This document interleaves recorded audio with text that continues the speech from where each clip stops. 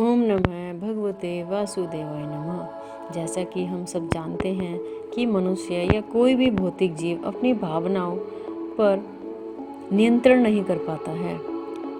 उसकी अपनी इच्छाएं होती हैं जिन्हें वह नियंत्रण नहीं कर पाता है, और अगर हमें नियंत्रण करना भी है तो हमें अध्यात्म का सहारा लेना पड़ता है।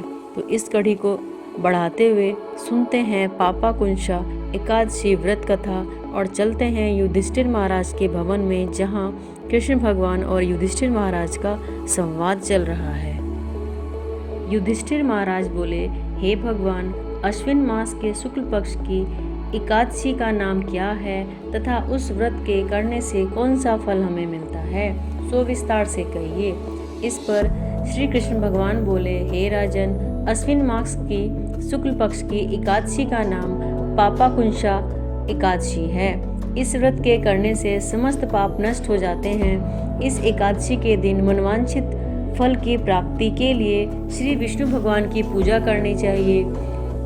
जो मनुष्य कठिन तपस्याओं के द्वारा फल प्राप्त करते हैं, वह फल इस एकादशी के दिन क्षीर सागर में शेषनाग पर शयन करने वाले विष्णु भगवान को नमस्कार कर देने से मिल जाता है।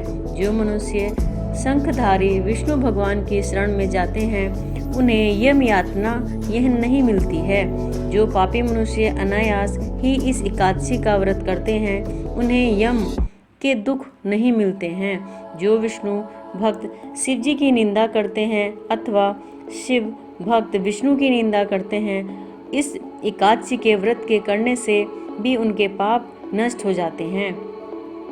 1000 अश्वमेध यज्ञ और 100 राजसूर्य यज्ञ का फल इस एकादशी के व्रत के फल के बराबर होता है।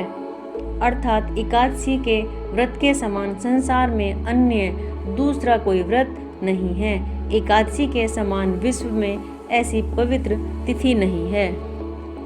इस एकादशी के व्रत से मनुष्य को स्वस्थ शरीर तथा सुंदर स्त्री तथा धन धान्य मिलता है तथा अंत में वह स्वर्ग की प्राप्ति करता है।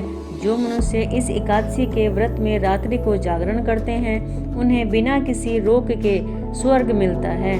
जो मनुष्य इस एकादशी का व्रत करते हैं, उन्हें मातृपक्ष के 10 पुरुष पितृ पक्ष भी और 10 पुरुष और 10 पक्ष स्त्री के भी पुरुष विष्णु के वेश धारण करके तथा सुंदर आभूषणों से युक्त होकर गरुड़ पर सवार होकर विष्णु लोक को जाते हैं। जो मनुष्य इस एकादशी के दिन भूमि, गाय, अन्न, जल, वस्त्र और छत्र का दान करते हैं, उन्हें यमराज के दर्शन नहीं करने पड़ते। दरिद्र मनुष्यों को भी तथा शक्ति कुछ दान देकर कुछ पुण्य अवश्य ही मिल जाता है। जो मनुष्य तालाब, बगीचा, धर्मशाला, प्याऊ, अन्य क्षेत्र आदि बनवाते हैं, उन्हें यम के दुख नहीं मिलते हैं। वह मनुष्य इस लोक में स्वस्थ दीर्घायु वाले तथा धन धान्य से पूर्ण होकर सुख भोगते हैं तथा अंत में स्वर्ग लोक को जाते हैं। हे राजन, इन सब का सारांश यही है कि जो मनुष्य पापाकुंशा एकादशी का व्रत करते हैं, अर्थात उन मनुष्यों को संसार के सभी भौतिक सुख मिलते हैं, और जो अधर्मी हैं उन्हें दुर्गति ही भोगनी पड़ती है। ओम नमः भगवते वासुदेवाय नमः।